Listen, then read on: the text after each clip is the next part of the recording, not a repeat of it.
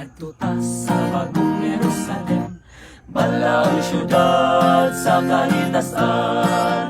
Manag-awit sa kalangitan, balaang syudad sa kahitasan.